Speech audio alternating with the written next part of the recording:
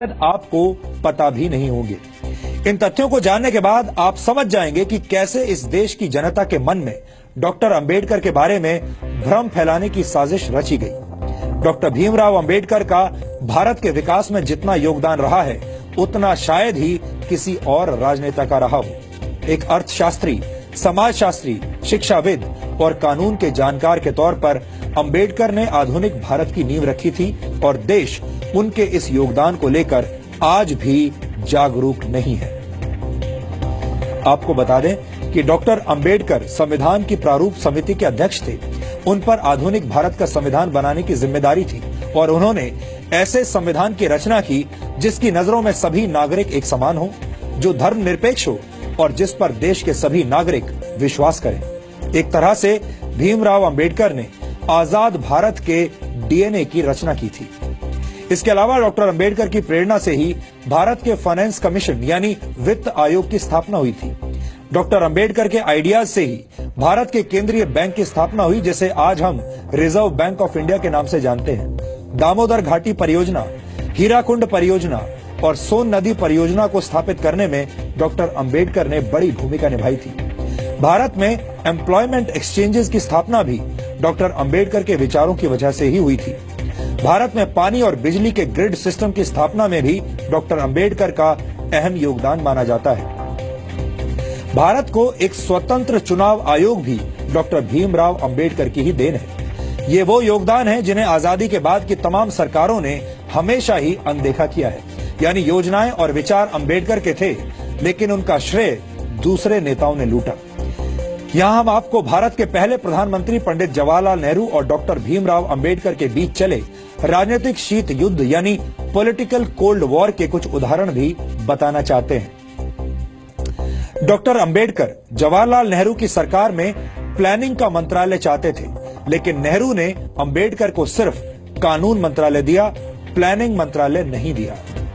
Doctor Ambedkar विदेश और रक्षा मामलों की समितियों में सदस्यता चाहते थे, लेकिन नेहरू सरकार ने डॉक्टर अंबेडकर को ऐसी किसी भी समिति का सदस्य नहीं बनाया।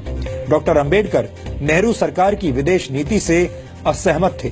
डॉक्टर अंबेडकर हिंदुओं में सामाजिक अधिकार और महिलाओं को संपत्ति का अधिकार देने की बात करने वाले हिंदू कोड को समाज सुधार के लिए जरूरी मानते थे, लेकिन नेहरू सरकार ने अंबेडकर के मंत्री रहते हुए हिंदू कोड को स्वीकार नहीं किया।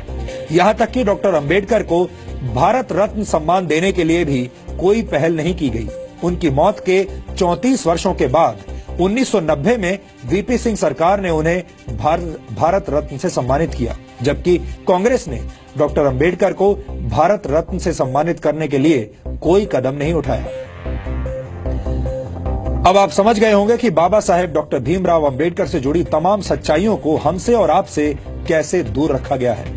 इन सच्चाइयों को जानना और समझना आधुनिक भारत के निर्माण के लिए बहुत जरूरी है। डॉक्टर अंबेडकर को जातियों की सीमा में बांधना और उन्हें सिर्फ दलितों के मसीहा के तौर पर पेश किया जाना उनके साथ बहुत बड़ा अन्याय होगा। इसीलिए आज हम डॉक्टर अंबेडकर के मूल विचारों को आपके लिए डिकोड कर रहे हैं।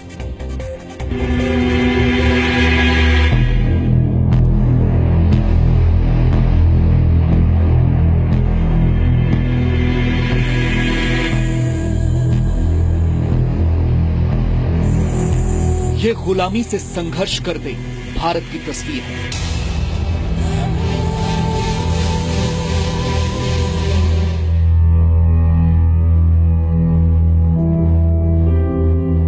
सैकड़ों वर्षों के संघर्ष के बाद हम आज आजाद तो हैं, लेकिन देश के कई नागरिक ऐसे हैं जो आज भी अपने हक की लड़ाई लड़ रहे हैं। देश में समान अधिकार, ये सपना पहली बार बाबा साहब डॉक्टर भीमराव अंबेडकर ने देखा था, जो आज तक पूरा नहीं हो पाया। अपनी पढ़ाई के दौरान बाबा साहब भीमराव अंबेडकर को इस बात का एहसास हो गया था कि भारत दो तरह की गुलामी में जकड़ा हुआ है। पहली, अंग्रेजों के दमन और अत्याचार की गुलामी, तो दूसरी तरफ जाति और वर्ण व्यवस्था से अपमान और तिरस्कार सहने की गुलामी। और अंबेडकर ने तो अपने स्कूल जीवन में ही ऐसा तिरस्कार सहा था। स्कूल में बाकी दलित बच्चों की तरह अंबेडकर के साथ ये भेदभाव और तिरस्कार सिर्फ स्कूल जीवन तक ही सीमित नहीं रहा। उनका जीवन ऐसी तिरस्कार की घटनाओं से भरा हुआ है। उस दौर में अंग्रेजों से लड़ने के लिए पूरा देश खड़ा था, तो दलित और शोषित लोगों के अधिकारों के लिए अकेले डॉक्टर भीमराव अंबेडकर समाज के उच्च वर्ग और कांग्रेस से संघर्ष कर रहे थे। डॉक्टर अंबेडकर का मानना था कि देश की तरक्की के लिए देश के हर वर्ग को समानता का अधिकार मिलना जरूरी है। बचपन में हुए भेदभावों की वजह से अंबेडकर हिंदू धर्म को छोड़ना चाहते थे। उनका मानना था कि हिंदू धर्म को छोड़ना धर्म परिवर्तन नहीं बल्कि गुलामी की जंजीरें तोड़ने जैसा है। डॉक्टर अंबेडकर की इस घोषणा के बाद हैदराबाद के निजाम समेत कई मुस्लिम संगठनों ने अंबेडकर को धर्म परिवर्तन के ऑफर दिए, लेकिन बाबा साहब ने हर ऑफर को ठुकरा दिया, क्योंकि वो अपने समाज के लोगों को इज्जत से जीने वाला धर्म देना चाहते थे। इसीलिए वो हिंदू धर्म को छोड़कर बौद्ध धर्म की शरण में चले गए।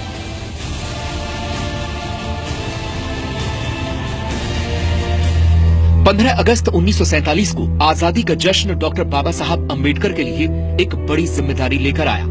देश की नई सरकार को देश का संविधान बनाने के लिए एक काबिल व्यक्ति की तलाश थी, जिसे कानून की जानकारी के अलावा देश और दुनिया की समझ और समाज की जरूरतों के बारे में पूरी जानकारी हो। और ये तलाश डॉक्टर अंबेडकर पर खत्म हुई। डॉक्टर भीमराव अंबेडकर को देश का पहला कानून मंत्री बनाया गया, जिन्होंने अपनी बिगड़ती सेहत के बावजूद महज 2 साल के अंदर देश को एक मजबूत संविधान दिया। अंबेडकर ने 1951 में हिंदू कोड बिल तैयार कर संसद में पेश किया, जिसमें महिलाओं को समान अधिकार की बात कही गई। हिंदू कोड बिल के तहत पिता की संपत्ति में बेटी को समान अधिकार, विवाहित पुरुष को एक से अधिक पत्नी रखने पर प्रतिबंध और महिलाओं को भी तलाक का अधिकार शामिल था। लेकिन रूढ़िवादी हिंदू ताकतों और सरकार के अंदर ही बिल का विरोध करने वालों के सामने हिंदू कोड बिल लागू नहीं हो सका और सरकार में अपना प्रभाव घटने से निराश होकर डॉक्टर अंबेडकर ने 1951 में मंत्री पद से इस्तीफा दे दिया। अपने इस्तीफे में डॉक्टर अंबेडकर ने लिखा, आज हिंदू कोड बिल की हत्या कर दी गई, ऐसे में मेरा मंत्री बने रहने का अर्थ समझ में नहीं आता। बिल में शादी और तलाक संबंधी विधेयक पर 2 दिन की चर्चा चली, फिर प्रधानमंत्री जवाहरलाल नेहरू ने पूरे हिंदू कोड बिल को वापस लेने की घोषणा कर दी। मैं हैरान रह गया। मैं ये मानने को तैयार नहीं हूं कि तलाक और विवाह संबंधी बिल को समय की कमी के चलते पास नहीं करवाया जा सकता है। मुझे प्रधानमंत्री की नीयत पर शक नहीं है, लेकिन हिंदू कोड बिल पास कराने के लिए जिस संकल्प और ईमानदारी की जरूरत थी वो उनमें नहीं दिखी। अपने इस्तीफे के बाद डॉक्टर भीमराव अंबेडकर ने खुद को राजनीतिक जिम्मेदारी से भले ही अलग कर लिया था, लेकिन सामाजिक जिम्मेदारी अपने अंतिम समय तक निभाते रहे। डॉक्टर भीमराव अंबेडकर को आज तक सिर्फ दलितों के मसीहा और संविधान निर्माता के तौर पर पेश किया गया है, लेकिन उनकी भूमिका एक राष्ट्र नेता की रही, जो चाहते थे कि देश का हर वर्ग आजादी की खुली हवा में सम्मान की सांसें ले सके। ब्यूरो रिपोर्ट, जी मीडिया। आज डॉक्टर भीमराव अंबेडकर की 125वीं जयंती पर देश की तमाम राजनीतिक पार्टियों ने भी उन्हें खूब याद किया और हर किसी में डॉक्टर अंबेडकर पर कब्जा जमाने की होड़ लगी हुई थी। सवाल यह है कि अचानक डॉक्टर अंबेडकर इस देश की राजनीतिक पार्टियों को इतने क्यों याद आने लगे, जिन अंबेडकर पर सिर्फ 26 वर्ष पहले ही देश में सार्वजनिक अवकाश घोषित किया गया हो, वो अंबेडकर आज कांग्रेस सहित सभी पार्टियों के प्रिय कैसे हो गए। दरअसल ये नए दौर की सियासत है और इस सियासत में डॉक्टर अंबेडकर को मानने वाले लोग तमाम राजनीतिक पार्टियों को वोट बैंक जैसे नजर आने लगे हैं और सब अंबेडकर का नाम लेकर एक दूसरे